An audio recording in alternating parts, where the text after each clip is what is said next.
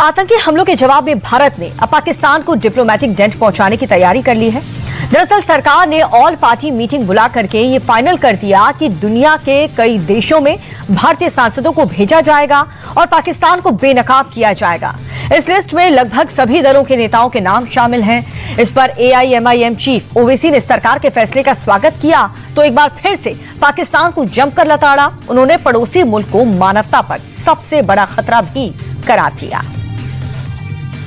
हम अपने मुल्क की नुमाइंदगी करने, मुल्क में क्या हो रहा उन देशों में जाके बताने के लिए, कैसा हमारे मुल्क में हमारी बेटियां बेवा हो रही हैं, हमारे बच्चे यतीम हो रहे हैं, कैसा पाकिस्तान इस मुल्क को डिस्टेबलाइज करना चाहता है। हमारी गवर्नमेंट ने कह दिया कि हम कभी भी मीडिएशन को एक्सेप्ट नहीं करते। हम शुरू से हमारा कंसिस्टेंट स्टैंड रहा इस बारे में। अभी गवर्नमेंट ऑफ इंडिया के रिप्रेजेंटेटिव में भी कहा कि ये बात सही नहीं है। अब ये बार बार ये जो इन्हों बोल रहे हैं तो जाहिर है कभी ना कभी तो हमारे देश के पॉलिटिकल लीडरशिप को उसके बारे में बोलना पड़ेगा। और वहीं जम्मू कश्मीर के सीएम उमर अब्दुल्ला ने इसे एक बेहतर अवसर बताया। उनका कहना है कि पाकिस्तान से भेजे गए आतंकियों ने समय समय पर भारत को गहरे जख्म दिए हैं और पड़ोसी मुल्क को बेनकाब करने का इससे अच्छा मौका कोई और हो ही नहीं सकता। इससे पाकिस्तान का झूठ ग्लोबली एक्सपोज तो होगा ही, साथ ही उसकी जो हिमायत करने वालों को भी कड़ा संदेश पहुंचेगा। मुझे याद है इससे पहले भी शायद पार्लियामेंट के हमले के बाद अटल बिहारी वाजपेयी साहब की हुकूमत में इसी तरह जब वो ऑपरेशन परिक्रमा रखा गया था उस दौरान भी कुछ पार्लियामेंट्री डेलीगेशंस जो हैं वो कई मुल्कों में भेजे गए थे। तो आज भी बाकी जो अहम मुल्क हैं, इम्पोर्टेंट कंट्रीज़ हैं, उन्हें अपने मुल्क की यहाँ हिंदुस्तान की जो बात है, हमारा जो मौक़िफ़ है, वो उनके सामने रखने का एक अच्छा मौका है। इसमें तमाम पार्टीज़ जो हैं, बड़ी पार्टीज़, उनके नुमाइंदे इन डेलीगेशंस में होंगे और वहाँ जाके बात करेंगे।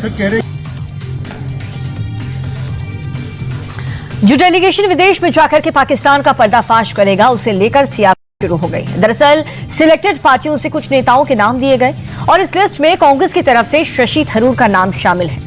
अब इसे लेकर के संदीप दीक्षित कह रहे हैं कि बीजेपी को पता था कि हमने कुछ अलग नामों को सुझाव दिए थे, ऐसे में थरूर का नाम ऐड कर बीजेपी इसमें भी राजनीति करने की कोशिश कर रही है। ये सरासर गलत है। सुनिए।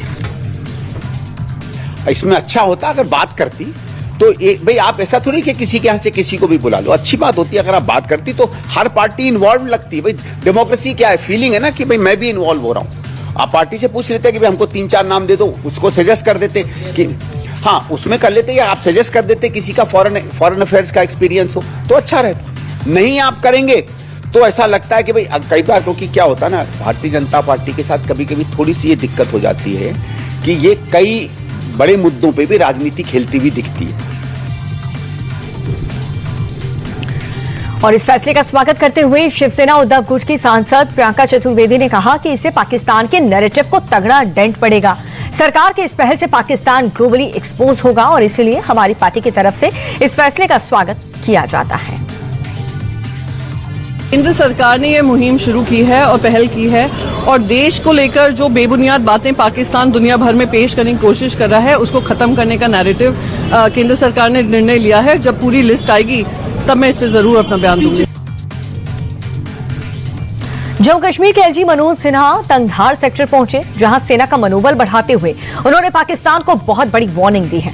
उन्होंने साफ शब्दों में कह दिया है कि पाकिस्तान चाहे कितनी भी कोशिश कर ले, भारत के खिलाफ उसका फर्जी एजेंडा नहीं चलने वाला।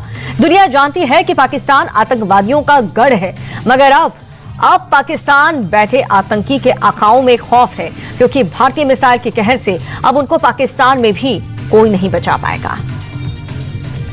भारत की सेना ने, भारत के सैनिकों ने संवेदनशीलता को बराबर बनाए रखा, नहीं तो ज्यादा क्षति हो सकती है। कोई सिविलियन या कोई आर्मी एस्टेब्लिशमेंट भारत के निशाने पर नहीं था। पूरी दुनिया ने देखा है भारतीय सेनाओं की बहादुरी को। पाकिस्तान के अंदर ऐसा कुछ भी नहीं है जो भारत की सेनाओं के जद में नहीं है। हम युद्ध के समर्थक कभी नहीं हैं, शांति से जीना चाहते हैं। आज दुनिया की हम 5वीं बड़ी अर्थव्यवस्था है और कुछ दिनों में 4थी बड़ी अर्थव्यवस्था बनना चाहते हैं। हम एक विकसित भारत का सपना लेकर के चल रहे हैं, लेकिन पड़ोसी जो है वो केवल कर्ज के आधार पर मानवता को ही समाप्त करने पर उतारू है। मैं समझता हूं कि जो जवाब दिया गया है शायद उससे सबक मिल गई होगी।